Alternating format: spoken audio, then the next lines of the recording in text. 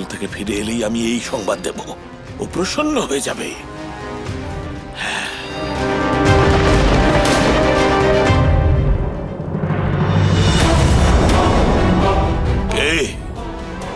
কে আছে ওখানে?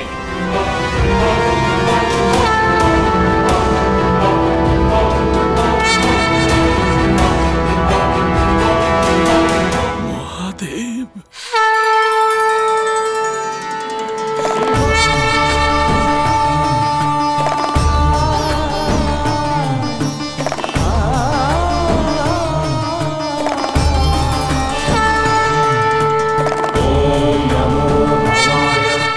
আমার গুরুদেব, আমার আরাধ্য, আপনার এই ভক্তের প্রণাম গ্রহণ করুন। ওঠো শুক্রাচার্য। এত বছর পর আপনার দর্শন পেয়ে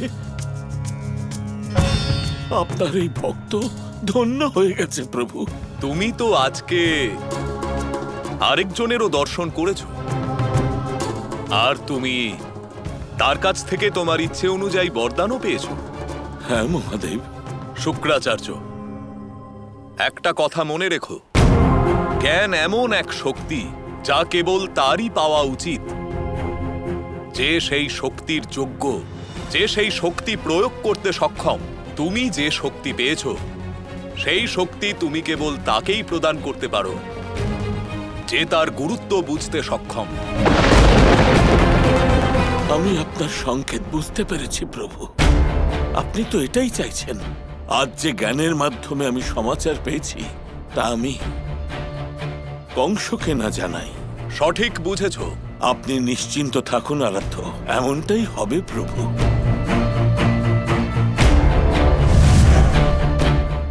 গুরু শুক্রাচার্য, আমি আশা করছি যে আমি আপনাকে অধিক সময় পর্যন্ত প্রতীক্ষা করাইনি।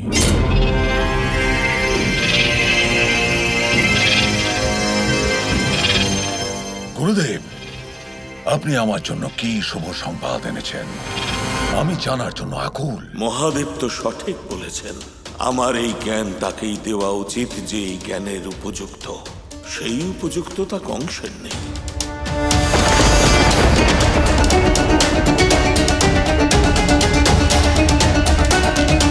আমার পূর্ণ বিশ্বাস আছে যে তুমি গোকুলকে সম্পূর্ণভাবে বিনষ্ট করতে পেরেছ। সে তো আমি করেইছি। কিন্তু গোকুলবাসীরা, কিন্তু ওরা সবাই জীবিত। কিন্তু আমি তো আপনার কাছ থেকে শুভ সংবাদ আশা করছিলাম। তাহলে বলুন, কি সেই শুভ সংবাদ? মনে হচ্ছে আপনি জানেন সেই গোকুলবাসী কোথায় আছে। না, তোমায় যা বলতে চলেছি সেটা ঠিক সুসংবাদ কিনা তা আমার জানা নেই। কিন্তু এই ঘটনার জন্য একদিন না একদিন এই গোকুলবাসীরা অবশ্যই মরে যাবে। আপনি ঠিক বলেছেন গুরুদেব। আর হ্যাঁ, যদি আপনি আমায় ওই গোকুলবাসীদের খুঁজতে সাহায্য করেন তাহলে আমি ওদের শীঘ্র খুঁজে পাব। গুরুদেব, কৃপা করে আমায় সাহায্য করুন।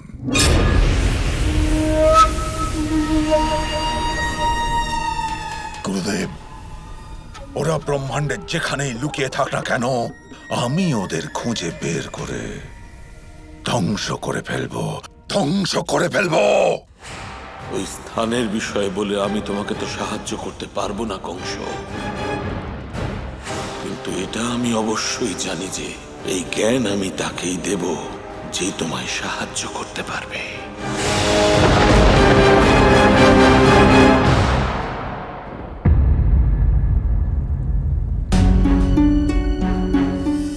সৃষ্টির রচয়িতা, এই ব্রহ্মাণ্ডের সমস্ত প্রাণীর উৎপত্তিকারক পরম পিতা ব্রহ্মদেবকে আমার প্রণাম। শুক্রাচার্য, আজকের দিনটি তোমার জন্য খুবই শুভ। তোমার পূজা সফল হয়েছে। দেবী সরস্বতীও তোমার ইচ্ছানুযায়ী বরদান করেছেন। আমি তোমাকে বরদান দিচ্ছি যে একদিনের জন্য তুমি এই সম্পূর্ণ ব্রহ্মাণ্ডের সমস্ত ব্যক্তি তথা বস্তুর জ্ঞান লাভ করবে। আর আমিও আজকে তোমার উপর প্রসন্ন হয়েছি। যা বর চাও বলো, আমি তোমায় অবশ্যই দেব। আমি তো শুধু এটাই চাই যে সকলেই আপনাকে সর্বদা সম্মান করুক। তার মানে ব্রহ্মদেব আপনার অনুপস্থিতিতে কেউ নতুন জায়গা সৃষ্টি করেছে। সমস্ত দেবতারা সেই স্থানকে সবথেকে সুন্দর স্থান বলে ঘোষণা করেছে। আমি খুব ভালোভাবেই জানি শুক্রাচার্য, এটা কি উচিত হয়েছে? এর মধ্যে অনুচিত কি আছে? এই বিশ্ব ব্রহ্মাণ্ড সৃষ্টির জন্য আপনি বহু বৎসর সাধনা করেছেন। তাই আপনার সৃষ্টির থেকেও অন্য কারো সৃষ্টি কিভাবে সুন্দর হতে পারে? তা সে কৃষ্ণ অবতার রূপে নারায়ণই হোক না কেন।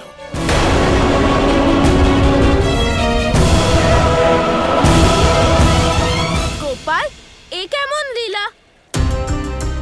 একদিকে কংস যাতে বৃন্দাবনের সম্পর্কে জানতে না পারে সেই জন্য মহাদেবকে বললে, আর আরেকদিকে শুক্রাচার্য স্বয়ং ব্রহ্মদেবের বৃন্দাবনের প্রতি ভাবনাকে পরিবর্তন করছে।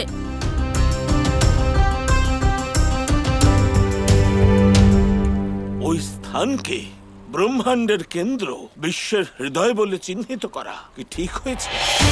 আর সেই স্থান নির্মাণের পূর্বে আপনাকেও জানানোর প্রয়োজনও মনে করেননি উনি? যা বলতে চাও স্পষ্ট করে বলো শুক্রাচার্য। আমি তো এখানে আপনাকে আমার মনের কথা বলতে এসেছিলাম। এবার আপনি যা ভালো বুঝবেন তাই করবেন। ঘোর অন্যায়, আমাকে এবং আমার সৃষ্টিকে অপমান করা হয়েছে।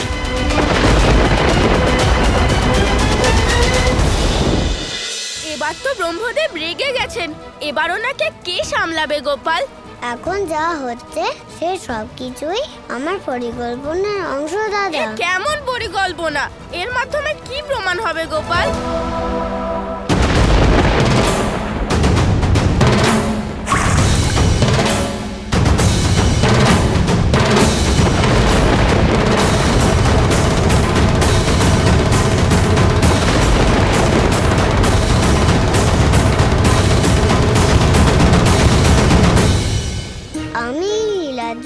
সংসারকে এটাই বোঝাতে চাই যে এই সৃষ্টি এই কারণে সুন্দর নয় যে সেটা কে বানিয়েছে আর কতটা সুন্দর করে বানানো হয়েছে। এই সৃষ্টি এই কারণে সুন্দর যে এখানকার সমস্ত পানি মনের দিক থেকে সুন্দর।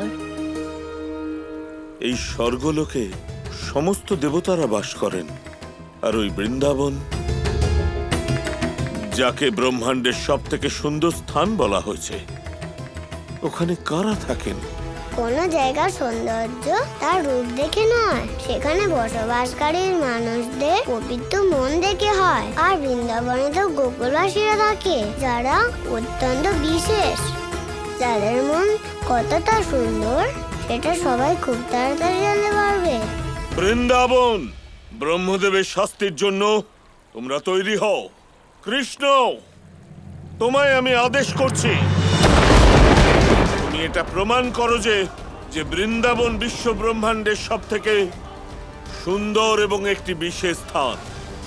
আমি আপনার আদেশ স্বীকার করছি ব্রহ্মদেব।